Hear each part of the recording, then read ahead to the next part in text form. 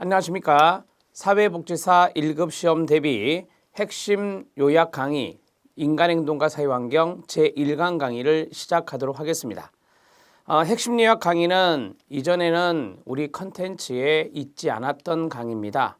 여러분들 교재 앞부분에 보면은 사회복지사 1급 시험 소개가 있고 그 다음에 사회복지사 1급 시험의 합격에 대한 전략이라든지 또는 합격의 어떤 출제 경향 이런 것들과 마지막으로 한국산업인력공단에서 발표한 출제 영역까지 들어 있습니다. 이 내용은 제가 사회복지사 1급 시험 오리엔테이션 강의에서 해드렸습니다. 그 내용을 참고해 주시면 됩니다. 홈페이지에 보시면 오리엔테이션 강의가 샘플로 있습니다. 그거를 한 2번 정도는 봐주시고 좀 빠른 속도로 봐주시고 이 시험을 어떻게 하면 합격할 수 있구나라는 것을 꼭 판단해 주시기 바랍니다. 자, 우리는 이제 핵심 요약 강의를 하는 데 있어서 이 핵심 요약 교재가 나눔 CPS에서 오래전에 나왔었습니다. 그런데 이것을 대학 특강 교재로 써서 우리가 mp3 파일을 여러분들에게 지식 공유 차원에서 해드린 적이 있습니다. 이번에는 스튜디오에서 촬영을 해서 여러분들에게 영상 서비스를 하게 되었습니다. 한 60강에서 70강 정도 예정이 되어 있습니다. 한 40분에서 45분 정도 매강 강의가 진행될 겁니다. 40분 정도 하려고 마음먹고 있고요. 이렇게 해서 60강에서 70강, 이 10강 정도의 차이가 나타나는 것은 우리가 이제 법령 때문에 그렇습니다. 법제에 대한 부분들을 제가 조금 더 디테일하게 설명하게 되면 약간 강의가 길어질 수도 있습니다. 핵심 요약 강의는 판서를 많이 하지 않겠습니다. 이미 심화이론 강의에서 판서를 많이 했고 거기에 대해서 핵심 요약에 대한 부분들을 여러분들이 알다시피 손글씨 서브노트로 만들어서 제공해 드리고 있었어요. 따라서 핵심 요약에서는 여러분들에게 이해를 돕는 차원에서 필요한 부분들을 설명해 드리고 꼭 판서가 필요한 것들은 제가 해 드리도록 하겠습니다. 그 점을 미리 말씀드립니다. 자, 이번 시간에는 인간행동과 사회환경 여러분 교재 챕터 1이라고 되어 있는데요. 챕터 1부터 챕터 8까지 그러니까 1장 8장인데 이렇게 생각하시면 돼요. 1영역부터 8영역까지 교재가 수록되어 있습니다. 내용들이. 자, 그리고 핵심 요약집이다 보니 도표식도 있고 그 다음에 인간행동과 사회환경의 1번과 같이 이렇게 박스 1에서 간략하게 약술되어 있는 것도 있죠. 형태는 도표식이 많습니다. 그래서 도표식 정리를 통해 여러분들의 요약 정리를 도와드리려고 노력했습니다. 또한 중간중간에 기출문제 확인학습이란 게 있습니다. 기출문제 확인학습을 꼭 봐주셔야 됩니다. 왜냐하면 그 기출문제 확인학습에 나왔던 지문들이 바로 시험 지문이었습니다. 그리고 틀린 내용을 옳게 고쳐놓은 곳이 많습니다. 그러니까 여러분들이 그 지문이 다시금 출제될 수 있을 것이다 라고 판단해 본다면 상당히 중요한 내용이 될 수밖에 없죠. 자, 지금부터 인간행동과 사회환경 제1강 들어갑니다. 1강은 1번 발달, 성장, 성숙, 학습 개념 정리부터 들어갑니다. 디벨롭먼트라고 하는 발달이 있습니다. 우리는 발달을 할 때 신체적인 발달, 심리적인 발달, 사회적인 발달, 도덕적인 발달, 인지적 발달 이런 말을 쓴단 말이에요. 그래서 인간의 신체, 심리, 사회 요인 간의 상호작용을 통해 전 생애에 걸쳐 일어나는 성장이나 성숙이나 노화의 과정도 들어갑니다. 노화의 동그라미 치시기 바랍니다. 우리는 이 발달이라고 하는 것이 조금 이렇게 상승적인 변화만 생각할 수 있는데 그게 아니라 노화도 들어가 있는 걸 보면 이렇게 진행된다라고 하는 것을 볼 수 있습니다. 자, 우리가 여기까지를 상승이라고 말할 수 있고요. 여기서부터는 하강이라고 말할 수가 있어요. 그래서 상승적인 변화뿐만 아니라 하강적인 변화 모두를 포함하고 있는 게 디벨롭먼트라고 하는 발달이구나 이렇게 정리할 수 있어요. 물론 변화만 일어나는 것은 아닙니다. 안정이 유지되는 경우도 있어요. 예를 들어서 청년기가 있죠. 청년기가 바로 안정이 유지되는 시점이고 중년기 때부터 신진대사의 저하가 일어나면서 노화가 시작된다라고 하거든요. 그래서 발달은 변화뿐만 아니라 안정도 포함하고 있는 것이구나 라고 보시면 되겠습니다. 이 변화에는 상승적인 변화뿐만 아니라 하강적인 변화까지 모두 포함하고 있다. 자, 그 다음에 2번 성장 들어갑니다. 성장은요, 양적 증가가 중요한 단어입니다. 우리가 보통 청소년들이 키가 쑥쑥 클 때 성장통을 경험한다라고 해요. 제가 이제 금방 키가 쑥쑥 클 때라고 했죠. 이런 것들이 바로 양적 변화가 되겠습니다. 연령 증가에 따라 자연스럽게 발생하는 신체적 측면의 양적 변화입니다. 양적에 동그라미 치고 성장입니다. 그렇습니다. 그 다음에 머투레이션이라고 하는 성숙이 있습니다. 성숙은 질적인 요소입니다. 성숙은 질적인 요소예요. 자, 자녀가 청소년기 때 여드름이 날 수 있습니다. 이 여드름이라고 하는 것은 되게 유전적인 요인이 있다는 것 알고 계시죠? 부모님이 여드름이 많이 났다. 그러면 자녀들에게도 여드름이 나타날 확률이 높죠. 이런 유전적인 부분들, 그러한 것들이 강하게 작용해서 신체에 나타나는 질적인 변화예요. 그것을 우리는 너 많이 성숙해졌구나. 성숙이란 단어를 쓰는 거예요. 성장을 기초로 해서 나타나는 끊어요. 신체 내부의 생리적, 생화학적인 질적 변화를 말합니다. 여기서 중요한 것은 생리적, 생화학적인 질적 변화입니다. 거기에 밑줄 쳐주시기 바랍니다. 거기 밑에 이걸 쓰면 돼요. 유전이라든지 호르몬이라든지 이런 것 등이 영향을 준다 이 말입니다. 자, 생리적인 측면이나 생화학적인 측면에 이런 것들이 있고 이런 것들이 바로 질적인 변화를 일으키게 하는데 그것을 성장이라지 않고 성숙이라고 합니다. 자, 성숙은 질적 변화인데 유전과 호르몬 등의 영향이라고 했습니다. 따라서 성숙은 경험, 학습, 경험과 훈련이라고 쓸게요. 경험과 훈련에 의하지 않는 것입니다. 경험하지도 않고 훈련하지도 않는 것이 성숙이다. 이렇게 보시면 돼요. 그러면 경험과 훈련을 제가 왜 썼느냐? 바로 밑에 있는 학습과 구분이 되는 겁니다. 학습은 외부 환경이나 경험에 의해 경험의 동그라미 나타나는 비교적 지속적인 행동 변화를 말합니다. 우리가 이제 학습이라고 하는 것은 외부 환경의 영향을 많이 받죠. 그래서 외부 환경이라는 단어도 중요하지만 여기에서는 경험이라든지 훈련 이런 것들을 통해서 학습이 나타나는 것입니다. 네 가지 개념의 차이가 있죠. 이 네 가지 개념의 차이는 이미 오래전부터 출제가 정말 잘 되었던 부분입니다. 2번 들어갑니다. 인간 발달의 원리 별표 2개. 인간 발달의 원리는 매년 출제되는 부분이다 라고 보시면 돼요. 하나하나 이해하시면 됩니다. 제가 말씀드린 것 그것이 틀린 지문이다 라고 생각하시면 되고요. 교재에다가 바로 써주시면 됩니다. 발달에는 일정한 순서가 있습니다. 누적적이다 라고 합니다.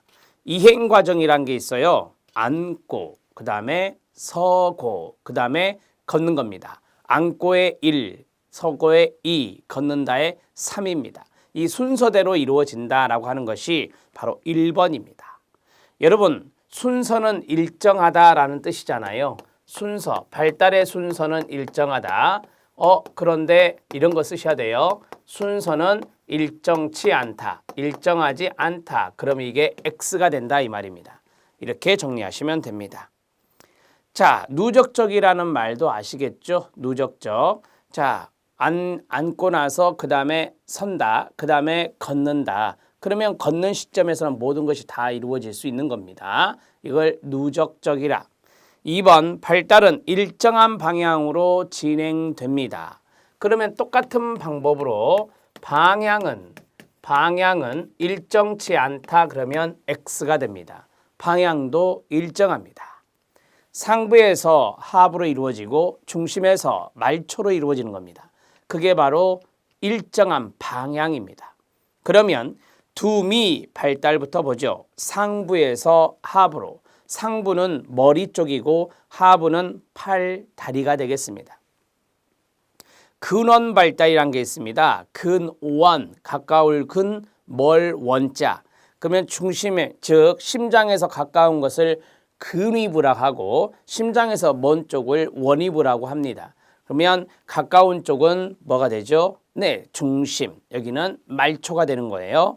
자, 중심 근위에서 말초 원위로 발달이 이루어지는데 거기 보면 심장, 그 다음에 손가락, 발가락이 있습니다. 심장에서 손가락, 발가락까지 간다 이 말이에요. 손가락, 발가락은 말초가 되고 심장은 중심이 됩니다. 이걸 다른 말로 우리가 몸통에서 사지라고 합니다. 몸통에서 사지라고 합니다. 이런 것들도 유사어가 되겠습니다. 자, 또한 우리가 이런 것도 있어요. 여기에 있는 근육들은 상당히 큰 근육들이 많고 말초는 작은 근육들이 많습니다. 그래서 대근육에서 소근육으로 모두 다 맞는 내용이고 같은 맥락입니다. 자, 3번입니다. 세분화 발달의 별표 하나. 자, 세분화 발달은 전체적인 활동에서 특수화된 활동으로 라고 했습니다. 전체의 동그라미 치고 특수의 동그라미 치세요. 물건을 잡을 때 손 전체를 사용하다가 나중에는 손가락을 사용한다는 것입니다. 이것이 하나의 사례가 될 수도 있는데 제가 더 쉽게 말씀드리면 전체에서 특수다 이렇게 말했죠. 전체에서 특수 활동이다 이렇게 정리했는데 이것을 가지고 이야기할 수 있어요. 여러분, 우리가 몸통을 움직이면 전체가 움직이게 됩니다. 몸통, 체관을 움직이면. 그런데 여기 있는 사지에 있는 것을 움직이면 그 부분만 움직이는 거예요. 그래서 특수한 것이 먼저가 아니라 전체적인 건 먼저고 나중에 특수한 거예요. 우리 시험에 이걸 뒤바꿔서 냈어요. 이렇게 특수적인 활동에서 전체적인 활동으로 이렇게 하면 틀리게 됩니다. 자, 이제 3번 들어갑니다. 발달에는 개인차가 있다는 것 알고 계시죠? 발달에는 일정한 순서가 있지만 유전인자나 환경에 따라서 발달의 속도는 다릅니다. 여기가 이제 중요한 부분이에요. 시험에 많이 나왔었거든요. 속도는 일정하다 하면 안 돼요. 속도는 일정하다 하면 안 되고 속도는 일정하지 않습니다. 왜냐? 개인차가 존재하니까. 거기에 보면 유전, 인자, 환경, 사람마다 틀려요. 그래서 발달 속도가 달라요. 개인차에 가로치시면 됩니다. 네 번째, 발달은 계속적, 연속적인 과정이지만 끊어요. 발달 속도는 일정하지 않기 때문에 비동시적 성장, 즉 신체 부위에 따라 성장 시기나 성장 속도가 다른 현상이 나타나게 됩니다. 발달 속도가 일정하지 않다는 것은 이미 말씀을 드렸고 그 다음에 거기 보면 연속적 과정이라는 것이 있죠. 자, 우리가 발달 단계라는 것이 있어요. 이렇게 가는 겁니다. 마지막은 노년기가 되겠죠. 이런 것들을 우리가 연속적 과정이라고 하는 거예요. 무슨 과정이란다? 연속적 과정이라고 하는 거예요. 그러면 여기에서 이렇게 반대로 가지 않죠. 발달 단계가 반대로 가지 않아요. 이것까지 같이 엮어서 말씀드리면 비가역성이라고 말합니다. 앞으로 되돌아가지 않으니까 비가역성이 있다 이렇게 보시면 되죠. 이쪽 방향으로 연속적으로 가는 것이고 거슬러 올라가지 않기 때문에 비가역성이란 것도 있다 이렇게 보시면 됩니다. 5번입니다. 발달에는 결정적 시기가 있다라고 합니다. 결정적 시기를 다른 말로 최적의 시기라 합니다. 밑에 최적의 시기의 밑줄. 발달에는 발달이 가장 용이하게 이루어지는 최적의 시기가 있습니다. 발달이 계속되는 것이 아니죠. 인지 발달 측면이, 신체 발달 측면이 잘 되는 최적의 시기가 있다라고 하는 겁니다. 대개 일반적으로 인지적인 발달은 17세에서 18세가 정점이다라고 하거든요. 그래서 그때가 바로 결정적 시기, 최적의 시기라고 이야기하는 겁니다. 7번째입니다. 6번째입니다. 발달의 각 영역은 상호 밀접한 연관이 있습니다. 거기에 보면 신체적인 거나 인지적인 거나 사회적인 거나 정서적인 영역, 여러분 따로따로 아니에요. 다 연관되어 있어요. 자, 예를 들어서 인지에 문제가 있으면 다른 것에 영향을 주게 되는 겁니다. 자, 그리고 또 다른 것들이 인지 영역에도 영향을 또 주게 되는 거고요. 그래서 서로 관련되어 있다는 것은 기본적으로 아시겠죠. 7번, 발달은 분화와 통합의 과정을 거칩니다. 분화, 동그라미, 통합, 동그라미. 처음에는 신체의 각 기관들이 분화되지 못해 미숙하고 둔한 모습을 보이다가 점차로 필요한 부분만 사용할 수 있게 되면서 이를 통합할 수 있게 되는 겁니다. 물건을 잡기 위해 몸을 구부리고 팔을 뻗고 손목과 손가락을 움직여야 한다는 것입니다. 신체 각 부위 요소가 통합되어서 어떠한 한 행동이 나타나게 되는 것이죠. 이런 것들을 분화와 통합의 과정이라고 말합니다. 처음에는 분화가 잘 되지 못해서 미숙하게 됩니다. 그러면서 신체 각 기관이 자기 나름대로의 기관에 분화된 어떤 기능을 해요. 그러한 것들이 또 나중에는 합쳐져서 거기 나온 대로 어떠한 행동을 통합할 수 있게 된다라고 하는 것입니다.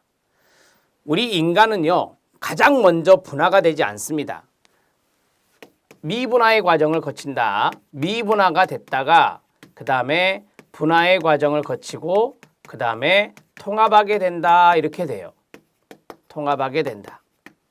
우리 인간은 아시잖아요. 먼저 체세포입니다. 체세포. 체세포가 태어나서 성숙한 하나의 인간으로 발달해 나가는 건데 여기에서 미분화된 미숙한 존재였지만 각 기관의 분화가 이루어지고 그 다음에 행동을 통합하게 되는 겁니다. 물건을 잡을 때나 밥을 먹을 때나 샤워를 할 때나 이런 것들이 다 통합된 것이 되어야 가능한 것입니다. 자, 8번 들어갑니다. 발달은 유전과 환경의 상호작용에 의해서 나타납니다. 여기서 중요한 것은 유전과 환경의 상호작용이에요. 가로 묶어주시기 바랍니다. 자, 유전의 영향만도 아니고 환경의 영향만도 아닙니다. 둘 다 중요하다는 겁니다. 대개 발달의 초기 때는 유전이, 발달의 후기 때는 환경이 영향을 많이 주게 되는데 어찌됐든 두 가지 모두 다 작용하기 때문에 유전과 환경의 상호작용이라고 말합니다. 발달의 양상은 예측이 가능합니다. 예측 가능에 동그라미 쳐주시기 바랍니다. 출생 전후의 환경 조건에 의해서 지체될 수도 있고 부분적으로 촉진될 수도 있습니다. 또 하나, 여러분들이 알다시피 많은 학자들이 발달 단계에서 어떤 과업을 이루어야 되는지를 이야기하고 있어요. 학문적으로. 따라서 발달의 양상은 충분히 예측할 수 있습니다. 10번째입니다. 모든 발달 시기마다 그 시기에 대한 사회적 기대가 있습니다. 이것을 쉽게 말씀드리면 발달 과업을 이야기하는 겁니다. 발달 과업이 있다라고 하는 것이에요. 자, 예를 들어서 청소년기다. 청소년기의 발달 과업은 자아 정체감 형성입니다. 이러한 것들이 중요하다 이 말이에요. 이런 것들이 사회적인 기대감이다. 노년기의 발달 과업은 에릭슨에 의하면 자아 통합입니다. 삶을 반추했을 때 그것을 후회하지 않고 다가올 죽음을 의연하게 받아들이고 기다리고 수용하는 그러한 것이 우리가 말하는 자아 통합성이라고 합니다. 이런 것들이 노년기에 발달 과업이 되는 거예요. 갑니다. 사회적 기대를 갖고 있는 부모 및 교사들은 각 시기에 아동들이 환경에 잘 적응해 가기 위해 이루어야 할 발달적인 변화 및 발달 과업이 무엇인지를 알고 이들을 지도하는 과정에서 영향을 미치게 됩니다. 지금 아동이 나왔습니다. 아동기의 발달 과업은 에릭슨에 의하면 근면성입니다. 이 근면성에 의해서 학습 능력, 친구 사귀는 능력, 사회성이라고 하죠. 사회성 능력, 그 다음에 신체적인 운동 발달 능력이 이루어지는 겁니다. 자, 이제 11번째 별표 하나, 점성의 원리가 나왔습니다. 발달은 점성성을 갖는다라고 했는데요. 이 점성의 원리는 에릭슨이 제시한 겁니다. 에릭슨의 별표 하나요. 이전에 이루어진 발달의 기초 위에서 끊어요. 다음 단계의 발달이 이루어지게 되는 겁니다. 자, 1단계가 잘 발달 과업이 이루어지면 2단계가 수월해지겠죠. 이런 것들을 우리가 점성의 원리라고 합니다. 이전 단계의 발달 과업은 다음 단계에 영향을 미치는 겁니다. 다음 단계의 발달 과업은 이전 단계의 영향을 받는 거예요.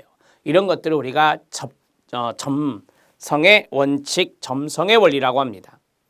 발달은 특히 이전 단계의 발달들이 함축되어 끊어요. 전반적으로 영향을 미친다는 원리가 되겠습니다. 이전 단계의 발달 과업들이 다음 단계에 영향을 주기 때문에 이전 단계의 발달 과업들이 다 함축이 되어서 전반적으로 영향을 줄 수 있는 것이 점성의 원리입니다. 여러분, 이 교재에 보면 밑줄이 많이 쳐져 있습니다. 그 밑줄이 여러분들 시험에 나왔던 지문, 중요도가 높은 지문입니다. 밑줄 친 부분을 잘 유념해 가면서 읽어주시면 됩니다. 자, 이제 인간 발달의 원리가 끝났습니다. 발달의 원리는 항상 한 문제라고 생각을 해 주셔도 무방합니다. 자, 이제 지그문트 프로이트의 정신분석 이론이 있습니다. 지금부터 많은 심리학자들이 등장할 겁니다. 지그문트 프로이트의 정신분석 이론도 한 문제 정도 예상이 됩니다. 주요 개념이 나와 있습니다.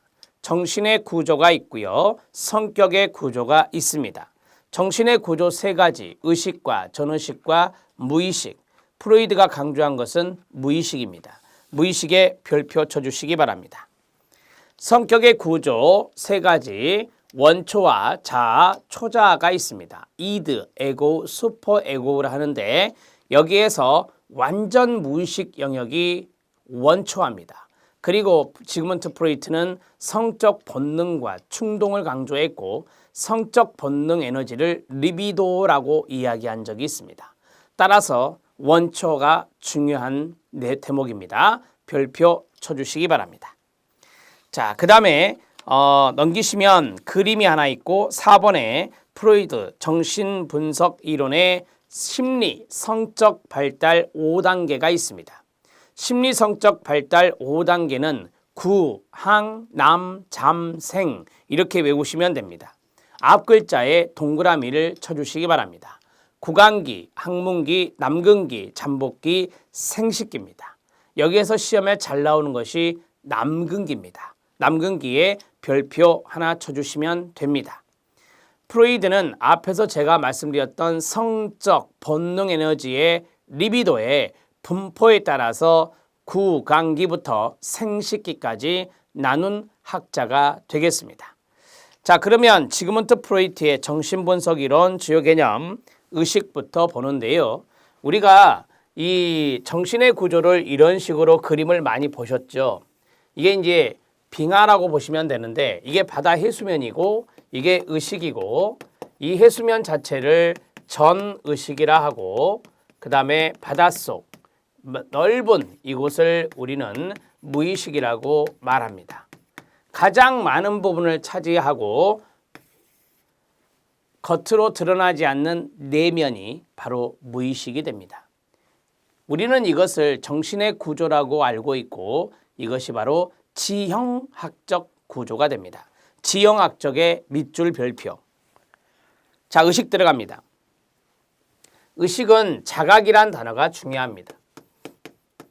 자각이 가능하면 의식이고 자각이 가능하지 않으면, 자각이 불가능하면 이것은 무의식이다. 반대말로 생각하시면 됩니다.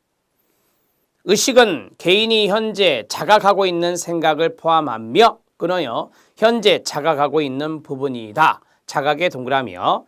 그 다음에 무의식을 봐주세요. 무의식은 정신의 가장 깊은 수준에서 깊은의 동그라미 작동하는 것으로, 무의식은 본능에 의해 지배되며 본능의 동그라미, 이게 바로 원초화입니다. 자, 억압된 사고와 감정이 그 내용을 이루고 있고, 억압의 동그라미, 행동의 대부분은 이 무의식에 의해서 결정된다라고 합니다. 그만큼 이 무의식이 강조되는 것이죠.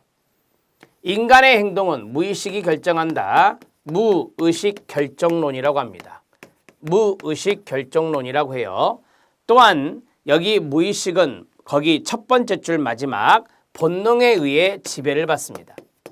본능에 의해 지배를 받는 것이 바로 무의식이다. 이렇게 정리하시면 되겠습니다. 자, 전의식을 갑니다. 이 전의식은 앞전자를 썼어요. 이 전의식은 우리가 기억하려고 노력만 잘해주면 기억할 수 있는, 자각할 수 있는 영역이라고 해요. 그래서 자각이 가능할 수도 있는 영역을 전의식이라고 말합니다. 여러분들이 시험을 볼 때 이거 생각이 날 듯 말 듯한 경우가 있어요. 그게 바로 의식도 아니고 무의식도 아닌 전의식과 연관되는 겁니다. 의식과 무의식의 중간 부분에 조금만 주의를 기울이면 의식 영역으로 이끌 수 있는 정신의 부분을 우리는 전의식이라고 말합니다. 성격의 구조 들어갑니다. 원초와 자아, 초자아가 있습니다.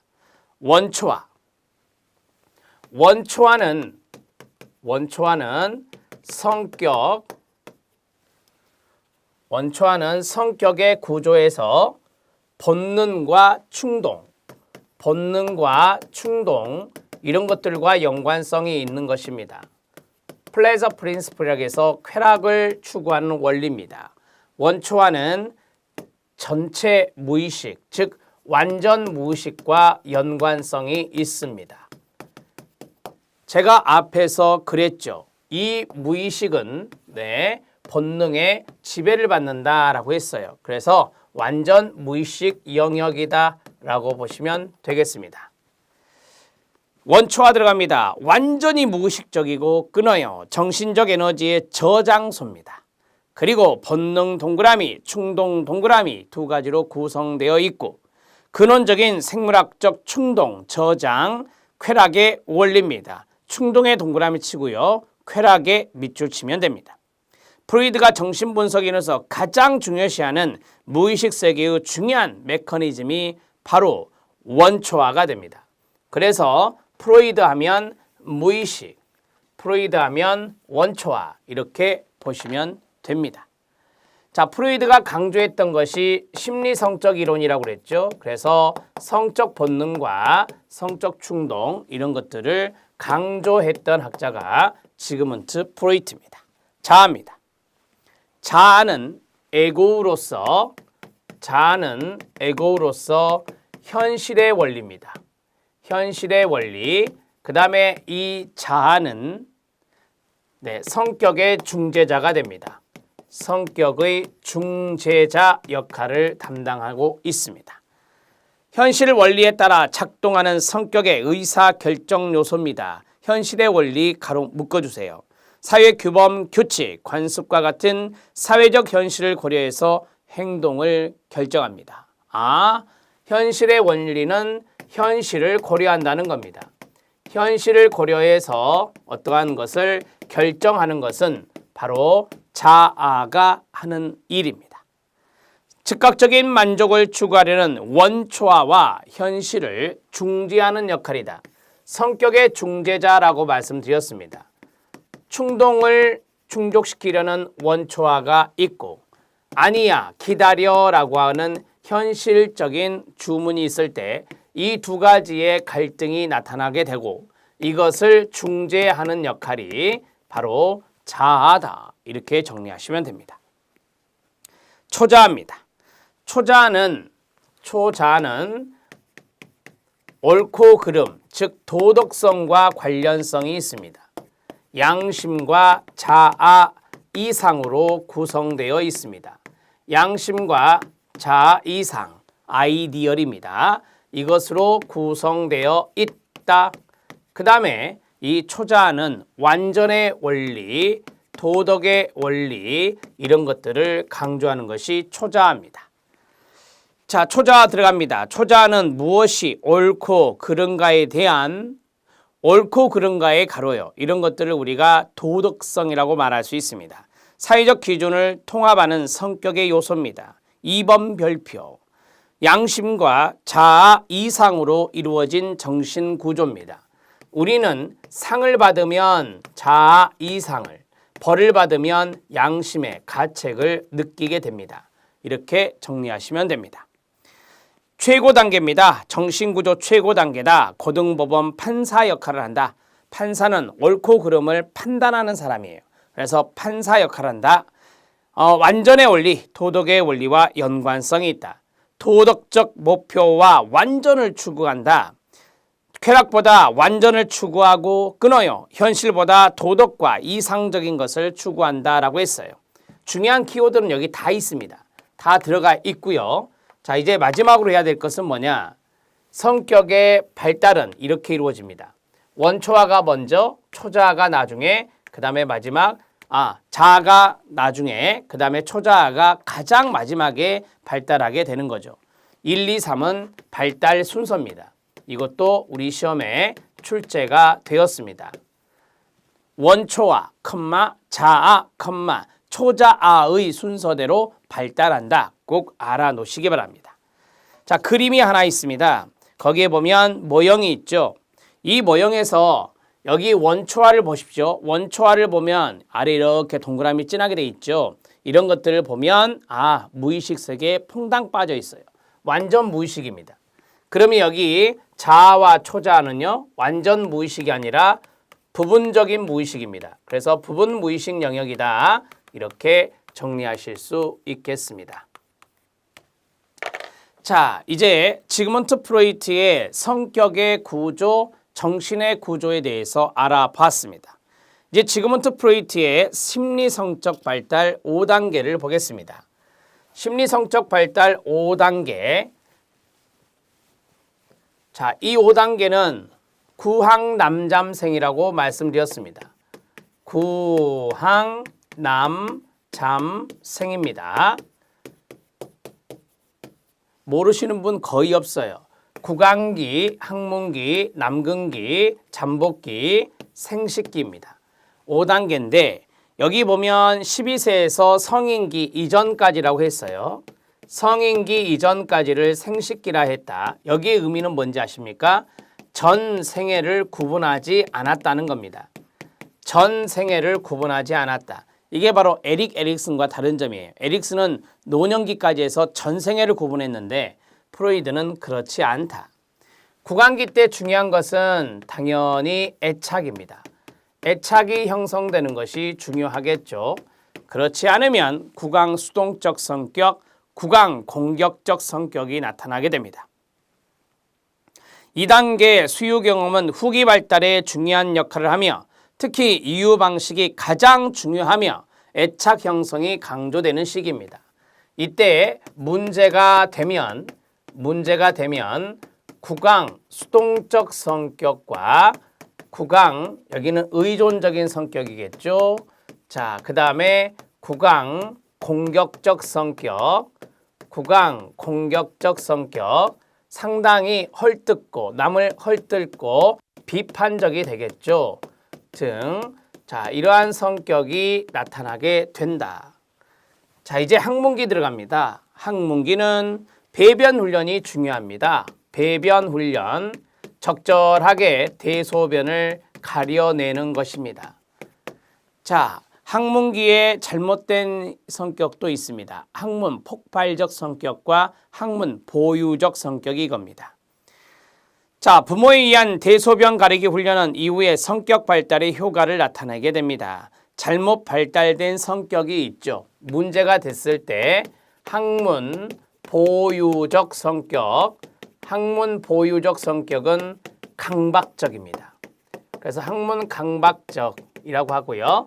그 다음에 학문 폭발적 성격입니다.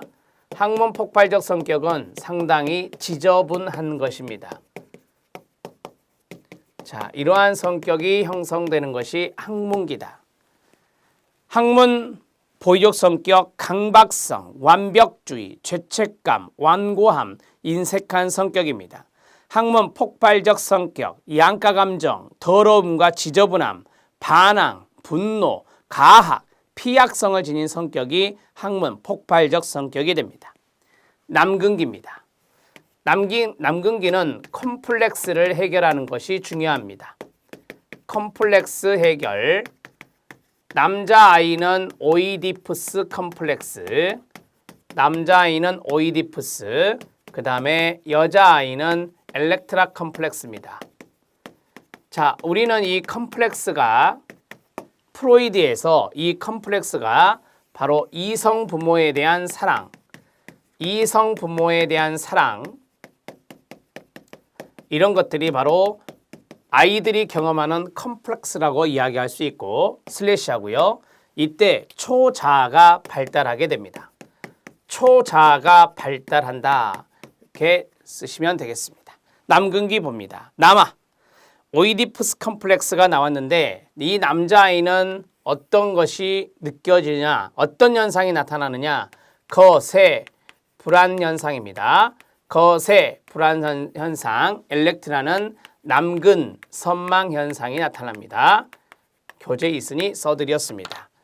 자, 엘렉트라 컴플렉스는요, 남근 선망입니다. 잘못 발달된 성격을 보면 욕구 좌절, 욕구 충족이 너무 심했던 양극단의 경우를 겪는 남아의 경우는 거세 불안과 어른을 두려워하고 요하는 유혹적이고 정서가 불안정한 히스테리 성격이 될 수 있다라고 하는 것입니다.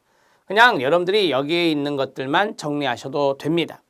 잠복기 들어갑니다. 자, 잠복기는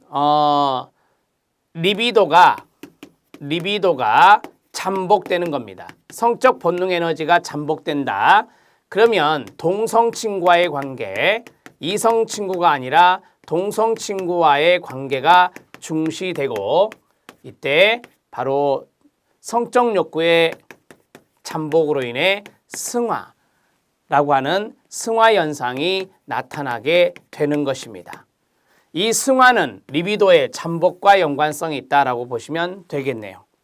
성적인 관심이 잠시 잠복되는 시기로서 끊어요. 전 단계까지 경험해온 성적 욕망이나 성적 갈등 현상은 잠재가 됩니다. 활발한 문화 활동과 또래의 관심을 보이는 것 같은 여기 있죠? 승화 현상이 나타나게 되는 겁니다. 여러분 여기에서 컴플렉스를 해결한다라고 말씀을 드렸습니다. 컴플렉스 해결은 어떻게 이루어지느냐? 이성 부모에 대한 사랑 이런 것들을 해결하는 뭐냐면 바로 동성 부모에 대한 동일시입니다. 지금 제가 남근기로 다시 갔어요. 동성 부모에 대한 동일시. 남자아이는 아빠를 닮으려고 하고 여자아이는 엄마를 닮으려고 노력하는 그러한 동일시 현상이 바로 해결안이다 이렇게 제시할 수 있습니다. 자, 생식기입니다. 이 생식기는 다시 성적인 관심이 누구에게로? 이성에게로 돌아오는 겁니다. 이성에게로 돌아오는 생식기입니다. 청소년기가 여기에 들어가는데요. 이성에 대한 관심과 인식이 다시 증가하며 끊어요. 성적 공격적 충동. 성적 관심이 이성이기 때문에 성적 공격적 충동이 다시 나타나게 됩니다. 우리는 성적 공격적 충동을 리비도라고 하죠. 리비도가 잠시 잠복됐다가 리비도가 다시 나타나는 것입니다. 이러한 것들을 우리가 생식기라고 말합니다. 잘 발달된 성격은 성숙한 이성관계를 수립할 수 있고 주체성 형성이나 성숙과 주체성을 가진 성격을 가지게 됩니다. 잘못 발달된 성격은 과거 잘못된 발달 단계에 사로잡혀 정체성 혼란이 옵니다. 정체성 혼란의 가로 이 생식기가 바로 청소년기가 여기에 포함된다라고 했습니다. 청소년기 정체성 혼란, 청소년기의 정체성 혼란이 문제가 될 수 있다. 이렇게 정리하시면 돼요. 자, 여기까지 발달 단계까지 해드렸습니다. 우리는 이것을 심리 성적 발달 단계라고 합니다. 심리 성적 발달 단계. 자, 보세요. 지그문트 프로이트는 심리학자죠. 심리, 정신 부분을 봤던, 그리고 성적 본능 에너지의 분포를 리비도라고 했으니까 성적이란 말이 들어가는 거고요. 심리성적 이론 또는 심리성적 발달 단계다. 이렇게 정리하시면 돼요. 심리성적을 썼던 이유를 아시겠죠? 이게 바로 지그문트 프로이트와 연관성이 있다. 지그문트 프로이트와 연관성이 있다. 이렇게 정리를 하시면 프로이트 이론이 모두 끝나게 됩니다. 자, 여기까지가 1강 강의고요. 다음 시간에는 안나 프로이트, 지그문트 프로이트의 막내딸인 안나 프로이트의 자아 방어 기제 이론에 대해서 공부하도록 하겠습니다. 수고하셨습니다.